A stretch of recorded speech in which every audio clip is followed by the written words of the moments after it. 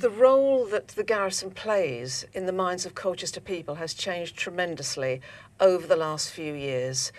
And we all know why. It's the massive wave of sympathy for those who've come back from Afghanistan, not just with injuries, but the fact they leave their families behind for so long.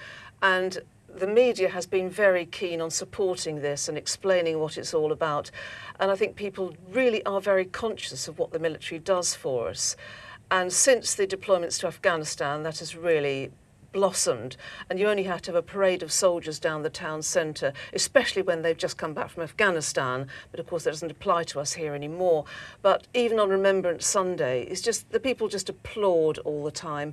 And there was a brief period when sadly we did have some fatalities, and sometimes the families would decide to have them in public, in the sense that they would have the hearse coming down the high street, however private the ceremony was, and people would line the street, and when the hearse came past, bizarrely perhaps, they would applaud.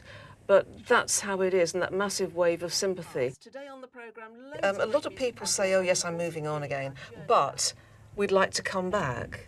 And it takes two, obviously, because sometimes if the wife, for example, if her relatives live in Hampshire, say, then it may be a 50-50 decision, and maybe then it'll be the children that sway the decision. But often you do find the soldiers saying, I really like it here, I think the facilities are good, it's close to London, but there's countryside, plenty of activity in the town, nice pubs, restaurants, cinema, etc., theatres, and they do seem to quite like it. I think a lot will come back and they will settle.